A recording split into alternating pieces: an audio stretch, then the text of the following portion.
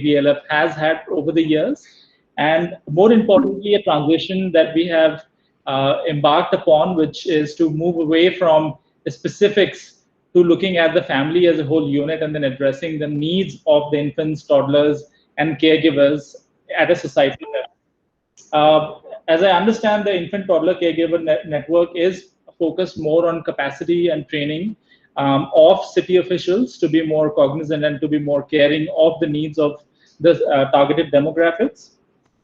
Well, before I do delve more into the details of the program, I would like to sort of give a quick overview of the agenda in the session today. We are scheduled for an hour, within which we have an illustrious set of speakers, starting with our own director, Mr. Hitesh Vaidya. So thank you so much for joining us. Followed by that, we have Ms. Rujda Majid, representing the Bernard van Leer Foundation. She is the country representative. Followed by that, we have our own team members, Mr. Krishnakant Pandey. He will be giving us an overview of the program, post which we'll be joined by our fellow colleague, Ms. Kakul Mishra Upadhyay, talking about the importance of capacity building.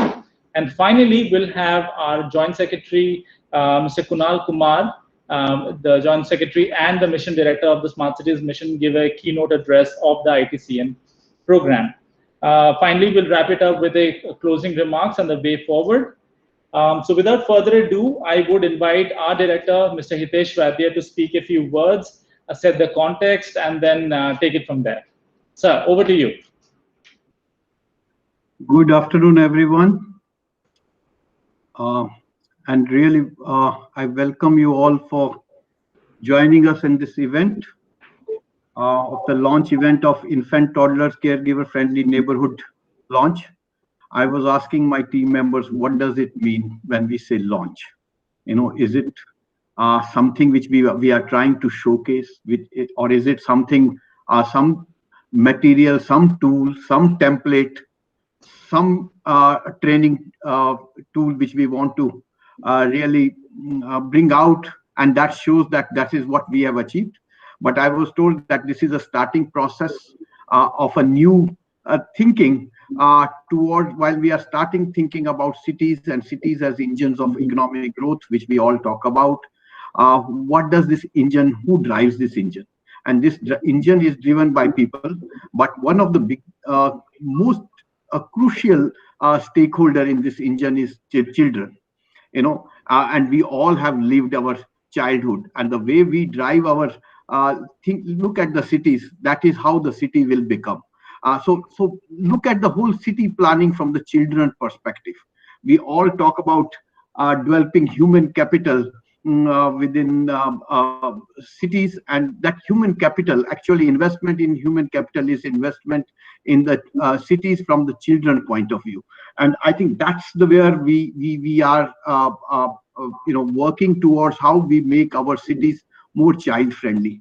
Again, it is you know, I don't want to sound that this is a new jargon which is like make cities child friendly, but the idea is, if you look at the city from the children perspective, you will try to look that is the way that our cities will shape, and then we will go into a micro and a granular level to design our cities when we start thinking from their perspective. And when we call it infant, toddler, caregiver, we are not looking at, as Utsav just pointed out, we are looking at a unit of society, which is a family. And in the family, we are looking about children needs, their caregiver needs, their, you know, what is that they require within that, the child becomes much more grow as a human resource for the city. And we have, you know, if you look at this and break it down to key ingredients, what we are talking about is how do we prioritize safety for the children's perspective? How do we prioritize mobility from the family perspective? How do we prioritize livelihood for the parents and children who are looking at it? How do we look at education and the public health facilities in the neighborhood area? How do we ensure unpolluted environment for the children? And how do we bring up open spaces for the children where they can play and grow a much better human being. If you really look at it, a lot of people have joined from different, and if we go back to our own childhood, we used to have, parents used to tell us go out and play. Today, I can't even afford to tell my child to go out and play because I'm always worried. गाड़ी आ जाएगा, उसके नीचे तो नहीं आ जाएगा, कोई उठा के तो नहीं ले जाएगा. I don't feel comfortable to send my child open. And also we have created these concrete jungles where open spaces and playgrounds have become less and less. How do we ensure that cities have enough spaces where people, children can go, they can interact, they can play, and then they can grow as a great human being? So all of this, we were already working with the ministry, and we were talking about how to include children in the planning perspective. And we use the word inclusion, which is used very loosely wherever we want to use it. But include is, when we say inclusion is the right stakeholder into the planning perspective. And that's what we had started thinking with the ministry and with the smart city missions. How do we really make planning more inclusive from the different stakeholders' point of view, and particularly children? If you look at the statistics, 9.7% of children are from the age of 0 to 4 years. And if you start thinking of that as a people think from their perspective, how do you design a city? I think that's where we will start thinking about how the cities will in the future shape up. So with that, while we were working on child-friendly smart city project earlier, with again the support from BvLF Foundation, and we did a lot of studies. The idea was, how do you convert these studies into a more meaningful tool for practitioners? And we came up with this idea that let's create a guidebook, let's create a training modules, or let's create up some kind of a templates where when cities start planning about their intervention, they start thinking about how do you use these tools and things to make them more child friendly. So that's the idea of starting this program of infant toddler caregiver friendly neighborhood program, is to come up with the 5 things. Come up with the tools, come up with the templates, came up with the training programs, come up with some kind of information or different type of technologies or assessment frameworks which can help cities in designing that program, and also compile a best practices which people can then relate to and see how they can utilize this for preparing their planning interventions. So again, I welcome all of you here for this program, and on this launch of this program. My colleagues will now talk about details about what is entailed into overall the program perspective. But today being a great day, starting a new year, I think this is an auspicious day again for all of us. Different states are celebrating New Year in different forms. So I wish you all Happy New Year. I also wish that this new year we start thinking, we all talk about business as usual approach to a new approach. And I think starting planning as a new approach after post-COVID is a great day today to start with. And I welcome again again all of you, and thank you very much. Over to you, sir. Thank you, sir. Those were beautiful words. Thank you so much. I think the auspiciousness of the day is important, and I do see Rushda has joined us. Hi, Rushda. Thank you so much for joining us. Hello there. Since sir has just completed his section of the agenda, I'll just quickly hand it over to you. But before I do so, I will put in a few lines to introduce who you are. So Rushda Majid is the India representative of the Bernard van Leer Foundation. And Rushda is currently responsible for the foundation's work in India. And to sort of set a little context on who she is and what she has done, she has been associated very closely with the Smart Cities Challenge through the Bloomberg Philanthropies in selection of 100 cities. So Rushda knows very well how the smart cities are working in and out. So Rushda, without further ado, I'll hand it over to you. Very nice. Thank you so much for that introduction, and thank you to all of you for joining this session today. So I will just ask my colleague Sana to start the presentation. I just have a very short presentation to set the tone for the launch today. And while Sana does this, I do want to wish all of you who have joined a very happy new year as well from me and from BvLF India, and of course wishing all of you a very prosperous and happy new year with a lot of health and prosperity.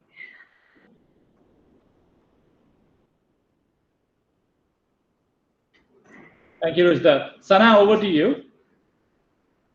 And while we wait for the presentation, sharing the screen.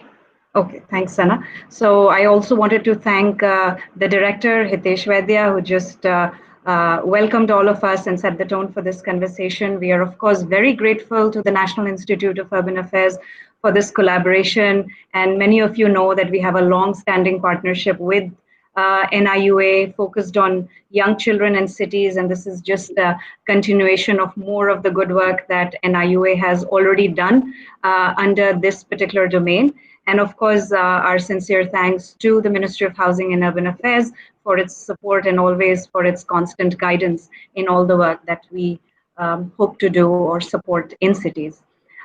So through this presentation, I just wanted to take people who are listening in and watching and joining this session, a brief overview of who we are. Not all of you may know us, but also to talk a little bit about why we are doing what we are doing and why it matters to cities. Because a lot of us may think about young children and their families, but perhaps the link to urban design and planning is not always clear. So I wanted to talk a little bit about that through that presentation. So if we go to the next slide. Very briefly about the foundation, for those of you who don't know us, the Bernard van Leer Foundation is an organization that is headquartered in the Netherlands, in The Hague. We focus only on early childhood development, basically believing that all children deserve a good start in life. And not only do we think that is the right thing to do, but also the best way to build a happy, healthy, and prosperous societies. And of course, cities play a very important role in this journey as well. We have been working in India since 1992, so we've had a long-term presence in India. And of course, as I mentioned earlier, the collaboration with NIUA is quite long as well. Moving on to the next slide. This encapsulates a little bit of why we focus on early childhood at the foundation. And I won't go too much into it. I think a lot of it is visible already on the slide, but just to encapsulate that early experiences matter. When we talk about young children, when we talk about talking to children, singing, playing with children, this is critical to the brain development of a child. And not many of us know this already, but not everyone makes this link. So if you look at the two images on your screen, the top images of that image is of that of a child's brain, a snapshot of a brain that is in a surviving mode. And the other image, the one below it, is of a child that is in a thriving mode. So what the image shows is the neural connections basically linked to brain development. And we know through science and research that about 1 million neural connections are formed per second during the early years, during the first 1,000 days, which is the first 2 years, and also up to age 5. And of course, the brain continues to develop, but at no point in time is the brain able to grow as rapidly as during the early years. And the kind of interventions and experiences that a child gets early on in life is something that will last them throughout the life in terms of better health, better educational outcome, and also better earnings. In fact, there is a lot of research now on this to show that every dollar that a country or a city will spend on early childhood will yield up to $7 to $10 of return to the same community or society or city. So this is backed by a lot of research. If we move on to the next slide. This is, from our perspective, the link to urban planning. Of course, in terms of early childhood, we look at parenting, we look at health, education, early learning, but cities matter too.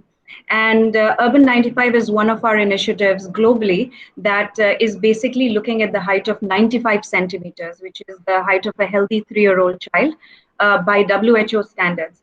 And this is a question that we ask of city planners and leaders and people in government and policymakers of, if you could experience the city from that height, what would you change?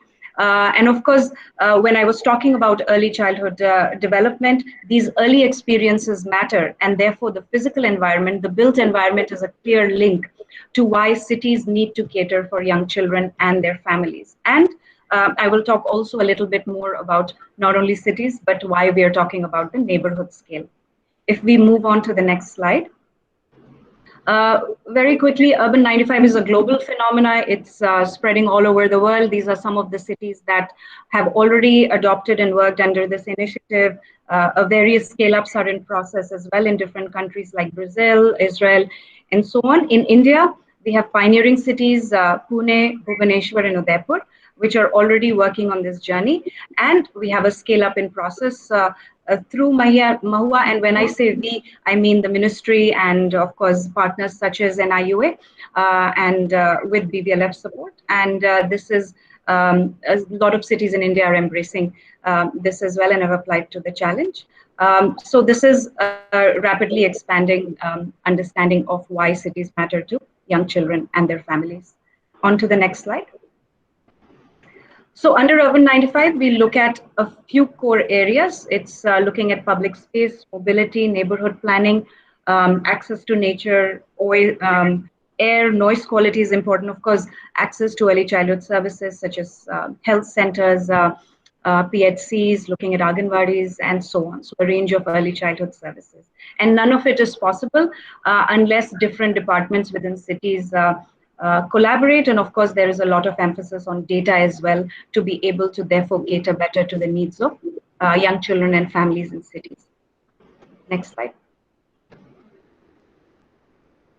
So this slide encapsulates why we talk about cities again, and why, linking this to the brain development argument, why cities can play how they can play a very important role in terms of building connections between children and their parents and other siblings and grandparents, because cities can provide that nurturing environment and neighborhoods can provide that nurturing environment that will directly support young children and their families and reduce stress for everyone.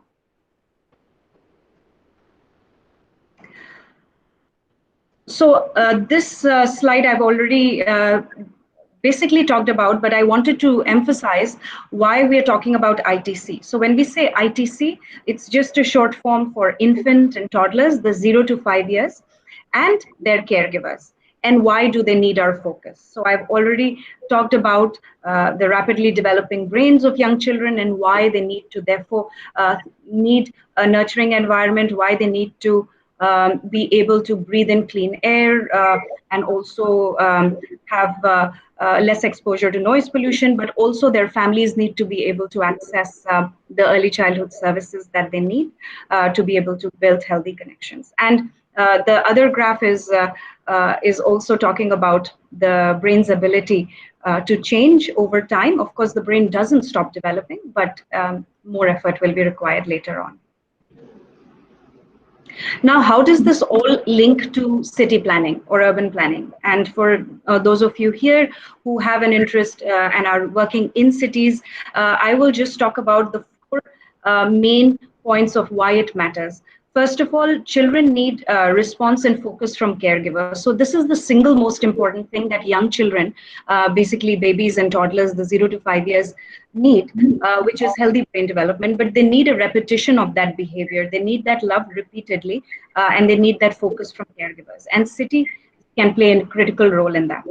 If we go on to the next slide, the other reason that ITCs need in cities is that they need that repetition of supportive behavior. So if you have access to parks and playgrounds, greenery, access to nature, all of this supports healthy child development on a repeated basis. Because just remember that the child is experiences are shaping the child's brain at the rate of 1 million neural connections a second. If we go on to the next slide. The other thing is that, and I've already talked about this, but just to reinforce that, babies need quality time and toddlers need quality time outdoors on a regular basis. And finally, greenery. So there is a lot of research and a lot of link to how this helps in the brain development of young children, but also expecting mothers, and how it contributes to overall holistic development, reduced mental stress, and so on. Going on to the next slide. But there are a lot of challenges in our cities that limit the well-being of young children, and this is through various studies that we've done. We found that there is a lot of emphasis on car-centric development. There are a lot of obstacles in terms of how pedestrians and families can access services and public facilities, issues like crime, but also maintenance, and sometimes even misplaced investments within cities. And very quickly, this encapsulates again how you as urban planners or urban designers or city planners or city decision makers can really think about this, which is that ITCs are how they're accessing the city. And this is just an example of city planning, where if you're thinking about planning for young children and families, you have to take into account many aspects of their day and how that would affect their mobility chain, where they may need to go to school and kindergarten or go to the hospital or health clinic, as opposed to a direct commute between a workplace and home, which is for normal work-going people. So, and the other thing to keep in mind is that when you're thinking about young children and their caregivers, you're thinking of two people, because it's not usually one person, because babies are very dependent on their caregiver.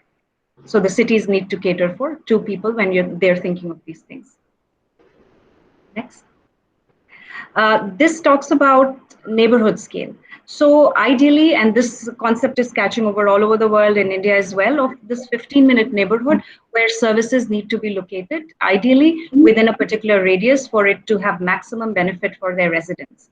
And we believe that for young children and their caregivers, the closer the services are, the better it is for their overall health and well-being, because the range of a child's motion along with the caregiver usually is within the home, then maybe outside the house, within the street, and then you're talking about their block, neighborhood, or kind of the area around the house by 400 or 600 meters. And so if services can be located and looking at mobility and public spaces can be focused around these areas, then that would have maximum benefit to young children.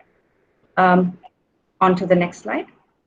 So with that in mind, and this is the subject of the capacity building course over the longer term, but there are some core objectives that neighborhoods that are focused on young children and their families seek to fulfill, which is that they should be inclusive, playful, green, safe, and accessible. Of course, all of these areas include a lot of finer points. I won't go into all of that, but this gives you a brief picture of why and how neighborhoods can contribute. And all of this information is available in the public domain as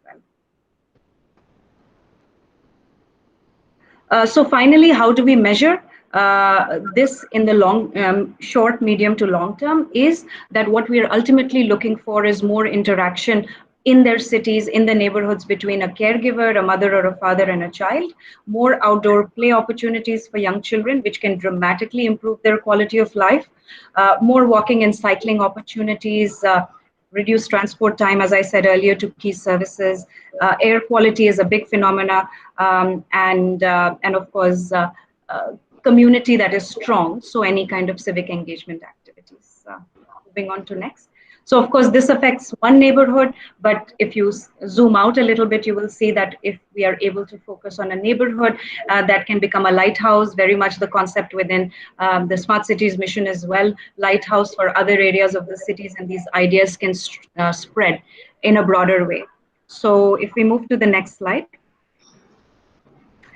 This is the very last slide, and I want to take this opportunity to say that, of course, cities that matter, we believe, for young cities that work for young children and for their families ultimately will affect all citizens. And we hope that today through this launch of the ITCN capacity building course, we are able to support, in collaboration with all our partners, NIUA is able to support city leaders, managers, and other technical staff, along with city urban planners, designers, and architects, put this lens of 95 centimeters as they think about city planning, design, and projects. We also hope that it gives you the right tools and skills to become leaders and champions in this work and take forward and spread these ideas, not only in neighborhood or within your cities, but beyond, so that you can contribute to the well-being and the future of not only the youngest citizens, but of course, ultimately the quality of life of all citizens. So with that, I will end this presentation and pass it back to you, Ajay, for the next step. But thank you very much, everyone, for your attention. Thank you, Rushda. As always, very informative and extremely engaging. I think I vividly remember that presentation slide that you just gave, a comparison of the brains. I think as it is rightly said, a picture is worth 1,000 words. I think that is the picture to remember. That the 1,000-day window that we have, an opportunity to improve the quality of the child's experience from the city. I think that is where the most intervention needs to happen. So as always, thank you so much, Rushda. And yes, I would. I'm doing my proxy for Ajay sir here. So unfortunately, he couldn't join us. He's not doing well. So he does send his regard and greetings for all the attendees and speakers today. I'm filling in his shoes. My name is Utsav, and I represent a program called Building Accessible, Safe, Inclusive Indian Cities. And before I move on to the next set of the agenda that we have, I think we have a fellow colleague and neighbor, Mrs. Kakul Mishra Upadhyay, talking about the importance of scaling up capacity building through the National Urban Learning Platform. Before I hand it over to you, Kakul, I think what I would, my apologies. I think it is Krishnakant before that. So Krishnakant, sorry, I think Krishnakant brings over 19 years of experience in the development sector and has been working in the northern half of the country in Delhi, Rajasthan, Chhattisgarh, and Uttar Pradesh. He has managed programs stretching from children, adolescents, maternal, newborn, and child health. Krishnakant, without further ado, over to you. Thank you. So, good afternoon, everyone, and welcome to the presentation. So, in my presentation, I'm going to present the background of this program and its objective, training, delivery, different levels of training, and also expected outcome of this entire infant, toddler, and caregiver-friendly neighborhood training and capacity building program.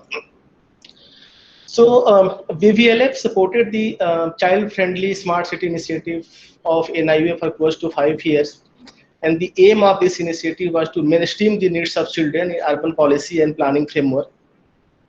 And during this course of implementation, NIUA developed expertise on issues related to child-friendly cities, database, development plans, program design, and other things.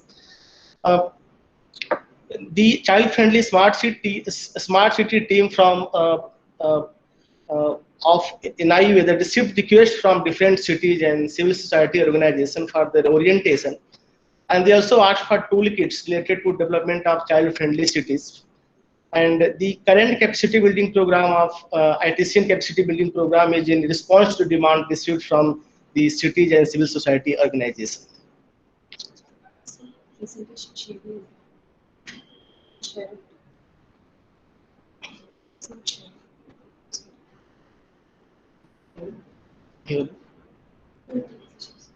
Present teachers.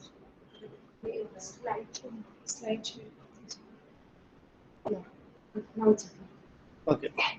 So the objective of program is to understand and address and upgrade the skills of various stakeholders, and the stakeholders includes government officials and young professionals, and to comprehend and address the ITC needs at neighborhood level through comprehensive training modules, well-structured training delivered on National Urban Learning Platform. That is the platform for knowledge dissemination. And this program is for duration of 2 years, and you are expecting to build the capacity of training institutions on the ITCN and CFSC frameworks through training of trainers, and the knowledge you have received, different products you have designed during the CFSC program implementation that will form the basis of designing the training modules and the toolkits. There will also be academic certified course for young professionals, and the aim of this course is to sensitize the young professionals about the needs of children, and this training program will be delivered on National Urban Learning Platform. So there will be a training of trainers agency to develop training materials and disseminate to training agencies. The training agencies will further train government officials on the ITCN framework, policy and guidelines, and academic certification program will be developed in collaboration with impaneled academic institutions. There will be 3 different levels of trainings. So there will be one basic level course that we call orientation course. Another is intermediate level course, that is operational course, and then third one is advanced level course, that is implementation course.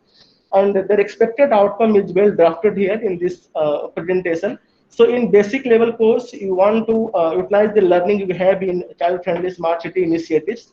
And then intermediate level course is intended for data, basically focusing on data. And then implementation course will be basically this will be training of the different government officials and on the issue related to children. Academic certification program that I told in my previous slides is embed ITCN elements from the ITCN guidelines and the knowledge products within the existing academic curriculum through certified programs. And this program is intended to build the capacity of young professionals, to sensitize them about the needs of the children. And there will be training for different level of courses. There are different trainees, urban local bodies. From our urban local bodies, there will be officials like engineers, data officers, and other officials. From state department officials, there will be human and child development, statistics departments, other health departments, education departments, and officials from other departments will be part of this training program. And young professionals, we are expecting to train architects, urban designers, and planners. So the deliverables of this entire training program is a knowledge need assessment. That activity, that the purpose of this activity is to assess the knowledge and the skill of the officials, and then we have developed a tool for this purpose, and we're expecting to complete this activity by the end of this month. There will be training of trainers and 3 levels of courses that I presented in previous slides: basic level course, intermediate level course, and advanced level course. There will be 4 modules for each level of course, and respecting policy briefs, advisory, recommendation, and advocacy. These are all program deliverables, and NIUA team will provide quality support for creation of learning modules. NIUA team will also ensure the quality of modules and also the delivery of quality training program to different stakeholders. So the expected outcome of this entire this initiative is the inclusion of ITCN framework and aspects into the city development processes, and embedded ITCN elements within the existing academic curriculum, and equip our young professionals with the ITCN frameworks and aspects, and also expecting the policy briefs, advisory, recommendation, and advocacy at the national level to further endorsing the ITCN framework across India. So this is all from my side. Thank you so much for your kind attention. Thanks a lot. Thank you, Krishnakant. That is a really informative presentation. I do understand that the program is looking at all kinds of professionals, from young to skilled, and then implementers as well. So that opens up a lot of opportunity to connect with a lot of stakeholders. So thank you for shedding light on that. And I do understand that we have a lot of cities joining us. So all the city representatives, if you happen to have any questions or if you know more about the program, the invite that was sent to you has few email addresses embedded in them. So please feel free to write back to us, and we'll be more than happy to get back to you with more details. Now, finally, we get to the point that I was there before. So we have with us today Ms. Kakul Mishra Upadhyay. She leads the National Urban Learning Platform in NIUA. Kakul has over 2 decades of experience building human capital solutions to drive business matrices from startups to multi-geography organizations, and our practice lies at the interface of business and development sector. So without further ado, Kakul, over to you. Thank you, Utsav. And again, wishing everyone on this group a very happy New Year, happy Ugni and Navratras. As I take up this particular section, which will address the context of scalability of capacity building, including what we are talking about today, the ITCN concept. I think what I would like to start with, as I share a presentation, a very brief presentation, but I would like to kind of focus on how we are trying to leverage digital platforms, and National Urban Learning Platform is one such platform to, enable our cities. And as was mentioned earlier by Rushda, it's so important to have different lens as we drive thematic capacity building. So how do we get that enablement of the cities to look from that lens? So similarly, I'm representing CDG, NIUA CDG here, the Center for Digital Governance, and one of our platforms is National Urban Learning Program, under which we want to basically enable the cities to cross-pollinate their own experiences, to build capacities and drive thematic development. Just give me a minute. I'm just going to share a very brief presentation, and as I do that, I would urge all the participants on this forum to, look at this particular domain with keen interest, because I myself was associated in a previous avatar with early childhood development and EdTech space, and there are some interesting body of works. But what I've understood is it's so important for the pockets of excellence to translate into the lighthouses that we keep alluding and referring to, so that the flow of capacities can sustain and scale up that particular experience across the ecosystem. So with that, like I said, this whole section is about how do we scale up capacity building using NULP. I would briefly go to, one again, let me put it on the slideshow perspective. Yes. So, we in the month of February, the ministry had launched the National Urban Digital Mission, and putting it very simply, National Urban Digital Mission, basically the key words being urban and digital, this mission basically aims to use digital technology to solve urban problems and maximize the benefits to the citizens in a mission mode.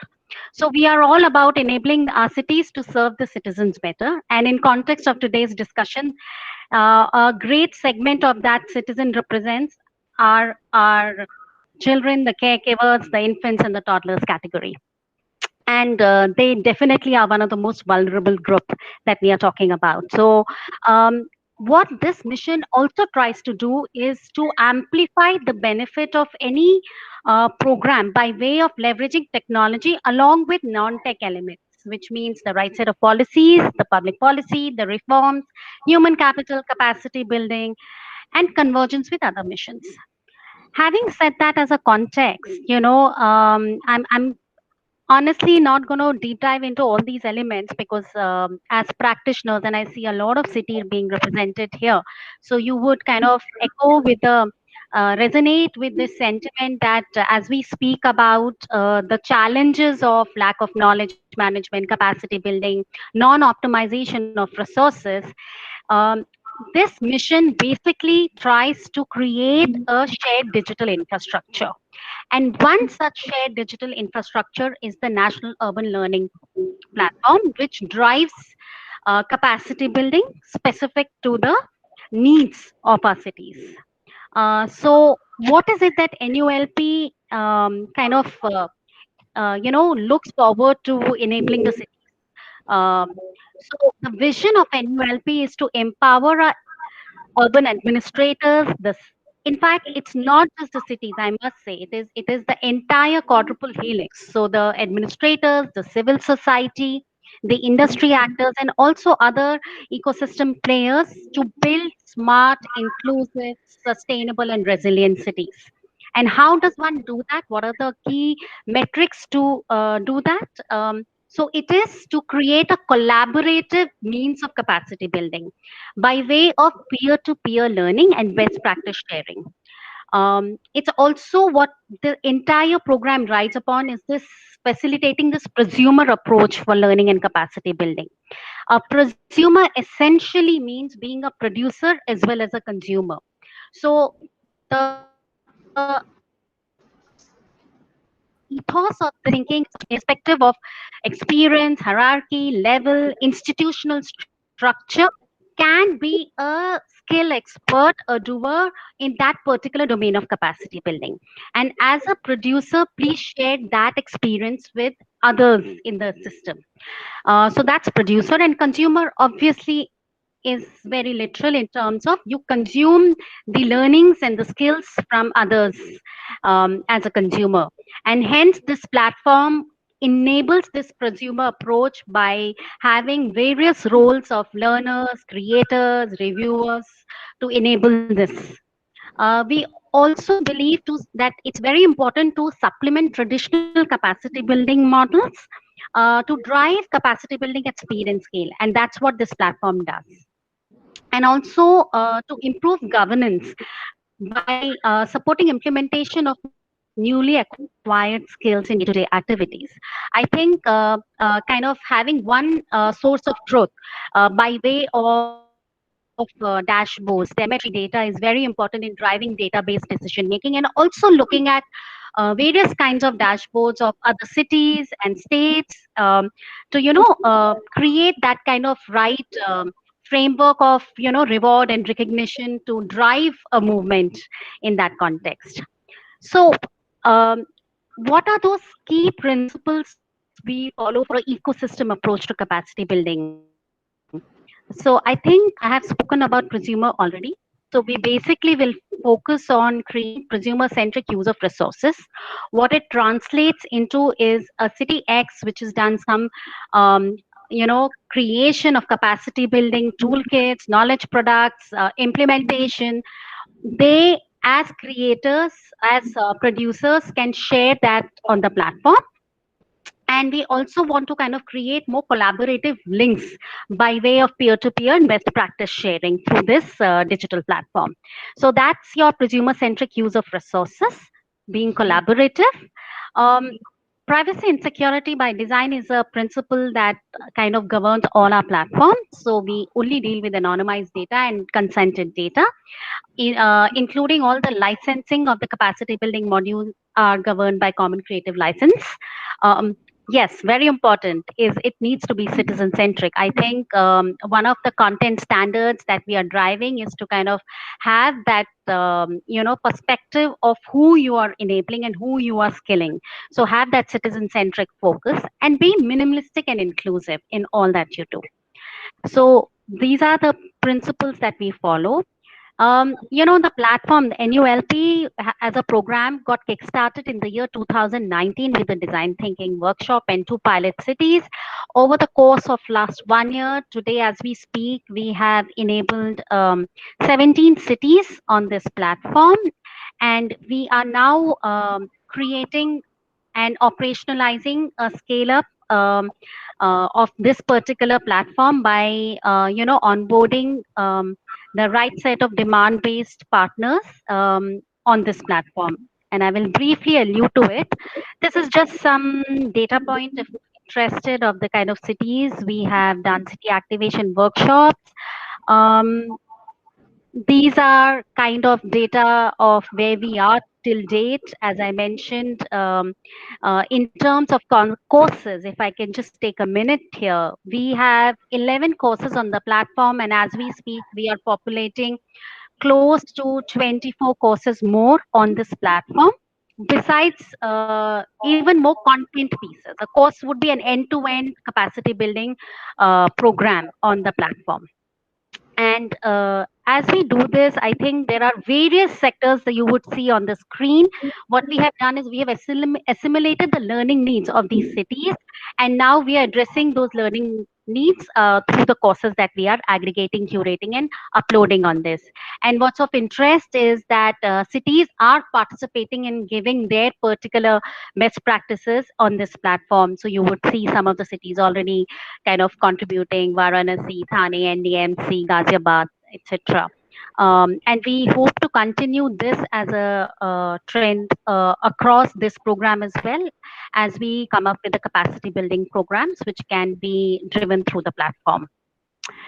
The three key pillars for the scaling up of capacity building are the following.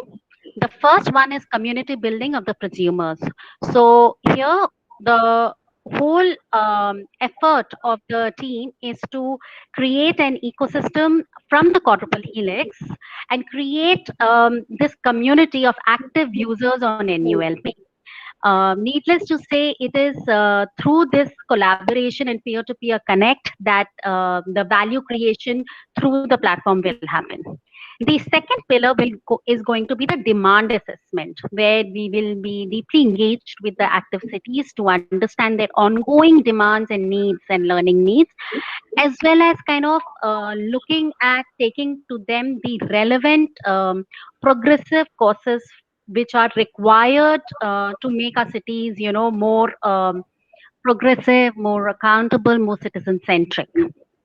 And the third pillar will be quality supply of capacity development resources. So as we onboard quality courses from ICBP, industry partners, international partners, including NIUA programs that will come onto this platform, as mentioned. And through this, we are looking at engaging with 100 cities by end of March 2022. So I will stop sharing this right now, and that's it from my side. Happy to take any questions. Thank you, Kakul. I think more than ever before, I think we are in the middle of the times where learning becomes much, much more critical. I think moving away from the physical side of training to being more virtual and being connected with everyone is of the essence. And I think given the topic at hand and the nature of the topic that we're addressing, I think NULP will be an extremely useful tool for the program and for the institution at large. So thank you for that. So without any further ado, I think the most important part of today's session is the keynote address. And for that, we have our Joint Secretary, Mr. Kunal Kumar. Mr. Kunal Kumar is the Joint Secretary and the Mission Director of the Smart Cities Mission. And I mean, he needs no introduction, but I would say a few words. The program from its genesis, which is this child-friendly smart cities program, has had Mr. Kunal Kumar as a guide and a mentor for the longest time. I think the evolution of the program and the evolution of the smart cities program has gone hand in hand. So, sir, without further ado, I'll hand it over to you, sir. Thank you. Just checking if I'm audible. Loud and clear. Oh, fantastic. So good afternoon to everyone. I think there are people from the cities, from NIUA, from BvLF, and so many different partners, and people joining in from various walks of life. So we're all here talking about the capacity building program that ITCN on ITCN that has been put together, and we need to see this in the overall perspective, which is, I think, what keynote addresses are for. This completely zoom out and try to tell you the overarching things. All of us are aware, we started talking about smart cities and actually launched a mission called Smart Cities Mission in 2015. But what was it launched for? It was launched for doing smart things. But what kind of smart things? And where those smart things have to happen? And smart is different for different people. Sometimes when you talk about cities, we almost talk about cities doing these things for citizens and citizens doing these things for cities, as if citizens and cities are two different entities. But all our experience, right from our childhood to what we have seen in our cities so far, doesn't show that they are two different entities. In fact, it is because of cities that citizens exist, and it is because of citizens that cities exist.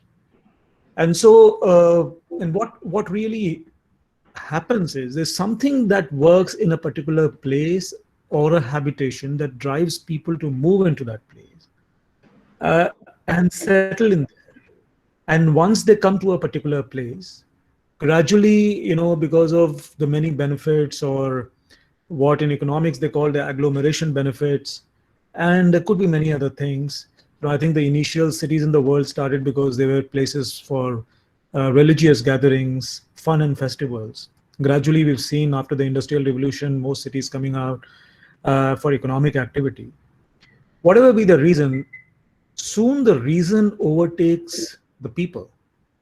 And, funnily, you start by talking that, why that reason is important for people.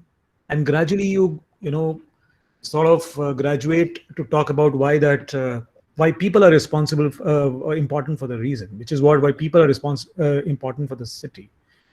I don't want to get into this. This is but essentially what I'm saying is, if we don't keep the people at the center, sooner than later we lose the reason for why cities came out to be in the first place. And when we keep people at the center, it's not only about one kind of people, it's all kind of people, because the more the kinds of people we have in a city, the more the permutations and combinations of what they can do together are, and which will lead to more kinds of output, and which is how cities keep growing and thriving and diversifying and becoming happier and better places to live.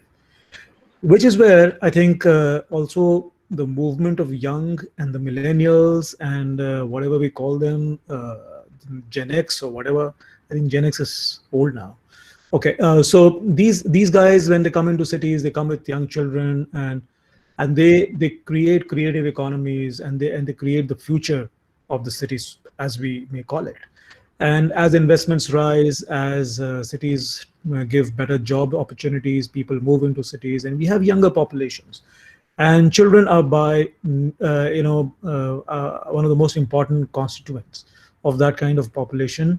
And if you need cities to thrive, if you want cities to be the future, job creators, be the future, better places to live, you would have a lot of young people and children in your cities. And if we come from this overarching point that cities, unless they work for their people, unless unless people who are moving into the cities find them worth living in, they wouldn't thrive. So how could you make cities with such young populations and children work for its citizens? It's obviously by creating cities which cater to their needs and understand their specific requirements, which is where I think this program around nurturing neighborhoods, and this program around early childhood, and this program around Urban 95, as BvLF call it, and in an overarching sense, I'll call it, a sort of program where the cities take care or rather the young and the children in the cities feel taken care of and feel that their needs and specific requirements are being met in the habitation where they live in. So there, again, our issue I have always felt is when we talk about problems and we try to engage audiences, which is what capacity building is all about, I think the direction in which we come from is very important. And I'll just try to elucidate this with an example. Let's say you go to a habitation and you want to talk about why, let's say, good eating habits are important. And you can go on and on about good eating habits, talk about scientific discoveries around eating habits and stuff. You would come back and you would not engage the audience. Whereas if you can actually put in data there and say, well, we have data about your community, and that says that because of your poor eating habits, 35% people have got BP, 70% people have got diabetes, and these are proven by the health records that I have for the community, you engage the community.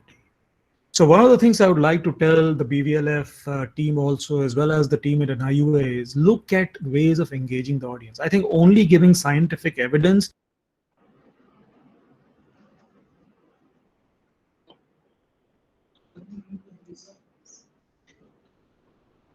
Sir, I think your speaker is on mute. We can't hear you. Okay, how long back? Just a few seconds. Okay. So what I was saying is, we have to find out more ways of engaging with the audience. And this is a very practical situation I'm telling you. If you go to a city and talk about why brain development is important, why early childhood care is important because brain development happens at that stage, I understand that scientifically. I feel blessed to know that knowledge. But I don't link it directly to my work, and neither do I get too enthused by it to be able to take it to the next level. So I would rather, say, well, I have visited your community, and I think, these are the problems which could possibly be obstacles.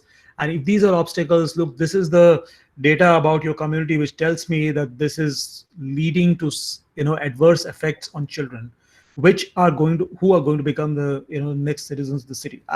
Somehow, by changing the way we put the problem to the community, by feeling more part of the problem and part of the solution, the community becomes more engaged. So that's probably one thing I would like to say when we're talking about capacity building. I think we have to get our the way we approach the problem from the community's eye very, very clearly, something which engages the community and not only gives data which is useful. Because look, even in COVID, if I tell you, COVID is you have to take care of COVID because this and this can happen, or rather I tell you more things about your own society where you live, where COVID is happening and what adverse effects have happened because of that, I think I'll engage people much better if I talk about the second way. So that's one thing. I think I'm just loud thinking as to how I can add value to this discussion. I think that is one way I would have thought, I would have mulled over, reflected as how do I engage the audience through proper pitching it so that they feel at the center of the discussion. That's one. The second is this entire fallacy about if you want good cities for children, it's about doing good for children. This is what Abhijit Banerjee says, economics for the poor is poor economics, which is, in a way, there are many, many things that you need to do which impact children, but are not necessarily done only for children. And you need to get all those things right. So when we do capacity building with cities and we engage with cities, I think we should be pitching it at both those levels. One, directly impacting children, and other, how different things we do in a day-to-day way, where we probably don't link those things to children, how indirectly they impact children, and therefore they also become important elements of the activity and not only the direct ones. So yes, it's about cycling, walking, safety, and so on and so forth, about caregivers, about neighborhoods, about happy living, schooling, education, and everywhere you have the child lens. But more than that, the overarching governance frameworks about how do you address grievances, how do you address safety issues at a larger scale, also impact so dearly how children live in cities and enjoy cities and kind of engage with cities. And therefore, it's equally important to keep both the micro and the macro elements in the discussion, and not only go into direct elements, but also look at indirect elements. Then I think it's very important for all of us when we do a capacity building program to map out stakeholders. If we have a vague idea of whom we are talking to, then we will lose the plot. Let's have a clear understanding of which are the stakeholders we need to influence through a capacity building program. And of course, if we do that, we have to understand the next step, that stakeholder specific communication agenda needs to be created. You can't talk the same language to an urban planner. You can't talk the same language to a sanitary inspector. You can't talk the same language to somebody else. So we need to map out stakeholders. We need to look at the gravity they have in this entire landscape, and we need to pitch it to them so that they feel a part of the discussion. They feel central to the discussion, and the communication material or the communication agenda or the communication creative or whatever quality we have is specific to that stakeholder and not a very generic one that is there. And second, we have to constantly understand and be humble about the fact that even though we know a lot of things, a lot of the learning comes from actually doing things. We may do a PhD on music and PhD on tennis and PhD on swimming, but we will never learn them unless we actually do swimming, actually play tennis, or actually play music. And that's where our eyes and ears have to be open to what is happening on ground and pick up learnings if there are failures and successes as achievements. But whatever you pick up, it becomes a learning for the future. And therefore, I think the program itself has to be agile and adaptive to what we learn from the ground. And so what we do as capacity building 6 months from now should definitely be a sea change over what we're doing now. Because if we have learned over 6 months from what is happening on the ground, we also should build our own capacity by learning from those things that we observe and then move ahead. So peer learning, ground up learning is very important, and that should reflect back on the program, and which is where I think data-driven systems are important, like NULP, because I think technology will help you keep a good track on those learnings and good track on what is beneficial, what is being asked for, so that we become more of a value-driven capacity building program and not a top-driven one. When I say a value-driven one, it should be demand-driven. People should demand for it, and if you're not able to create the demand, there's something wrong with our approach. Because we're not really reaching out to them. And tomorrow, if it comes too well, Smart Cities Mission Director should tell everyone to attend it, compulsory attendance. You should make it contingent to release of funds. I'm just saying, then we've lost the plot, because clearly then it's become supply driven and not demand driven. And it takes time to make it demand driven. There has to be a balance between demand and supply. But I think consciously we have to attempt to be as demand driven as possible. And so, I would say this infant toddler caregiver-friendly neighborhood, this ITCN program that we're starting today, the capacity building has to be value driven and should use IT strongly to generate data on what's working and what's not. And when we say a value driven, you may end up doing some bizarre things. Maybe for all that your capacity building program can mutate into being a call center. I'll just give you a crude example where cities can call in and just get their answers for how to work on child-friendly city projects, because clearly that's the value that the system is asking for. Are we agile enough to adjust to such a scenario? That's just one abstract example I'm giving. All that I'm trying to tell you is, design toolkits in a value-driven way, design capacity building modules in a value-driven way. Learn from the system, understand the realities, look at the data telemetry. What is NULP telling you? What is the data telling you? And keep your program progressing on those lines. And I think we can also keep drawing learnings from our previous work. That's, as I said, peer network, ground up learning. But again, a word of caution on global best practices. Too many times, we feel that what has worked elsewhere will work here. What has worked elsewhere has worked in a context. If we can de-link the context and what has worked and implant it in this new context with a new strategy, because clearly the context demands a better way of doing it, then it's what Singapore's Prime Minister used to call smart copy paste and not copy paste. And I think that will be something that we need to consciously know. Correlations, simple correlations don't work. Because it worked there, it'll work here. I think there's a deeper connect to things working in a particular place than we tend to think of when we are in the hurry of rolling out programs and capacity building frameworks. So all in all, I think with the Nurturing Neighborhoods program, for example, if you just go to the website on Nurturing Neighborhoods, I do not see many projects being showcased, even now.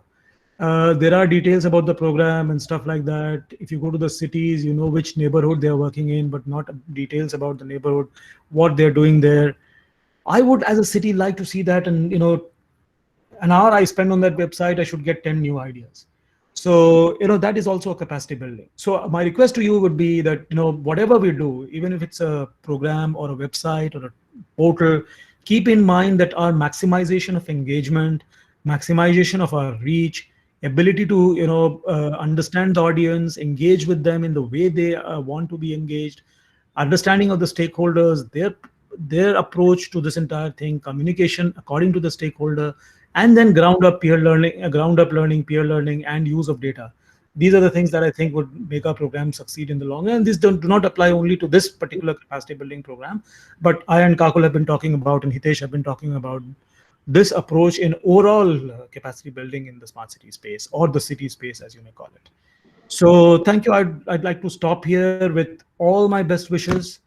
Incredible work is being done by BvLF, WRI, NIUA, all the cities, everyone. Incredible work in a tough domain where so many different things take on priorities in our cities. We are trying to push very important agenda, trying to work on a very important agenda. We're trying to create awareness about it and action around it. Hats off to all you guys, and I wish you best for the future, and also my best wishes for successful implementation of this program that we are initiating today. Thank you so much. Thank you, sir. Those are incredible words. I think you have pretty much summarized the philosophy at large that we're trying to replicate and bring to the cities. I think the team here, including NIUA, BvLF, and you as an important stakeholder, I think we have to ensure that it is evidence-based. We have to ensure that we have to be agile and evolving. As you mentioned, that it can take any shape and form as and when the needs of the cities change, and we have to be cognizant of those needs. As a way forward, I think it is important for the team here. I'm joined by Krishnakant, Saundarya, and Hepzibah, who represent the ITCN team at NIUA. I think it is important that the success of the program is contingent to the participation of the cities. So it is my utmost request to all the ULPs who are here today to show interest and to reach out and to be more active in participating in the program. As Sir rightly said, that we don't know how the needs evolve, so it is also important for us to be equally up to the task. We have sort of talked about designing the content in a manner which makes participation more fruitful.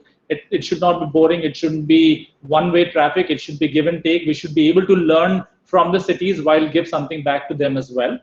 And again, I think it should be at the very least implementable. As you say, the context is important. It is not just about replicating what has happened before to be done somewhere else. It is important to understand the context of the city and ensure that what we give to them is useful in the long run.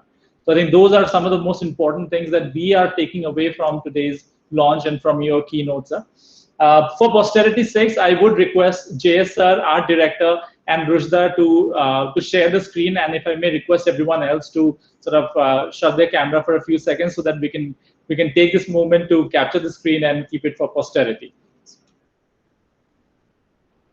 Hitesh sir, may we have you on your screen, please?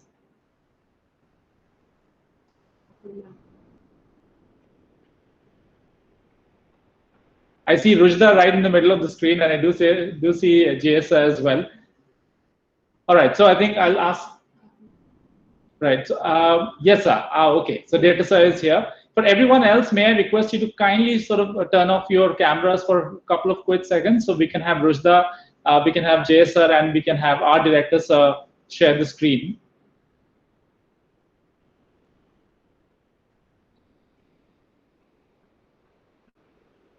I do see there are a few other individuals on the screen as well. All right, no problem. We'll make do with that. All right. Well, thank you so much. It has been a spectacular hour. I think I would thank all the attendees, Rushda, Sir, Jess, and all the city officials. Thank you for making time and for being with us. We seek your support and we seek your guidance. Thank you again and have a wonderful rest of the day. Goodbye. Thanks, everyone. Bye.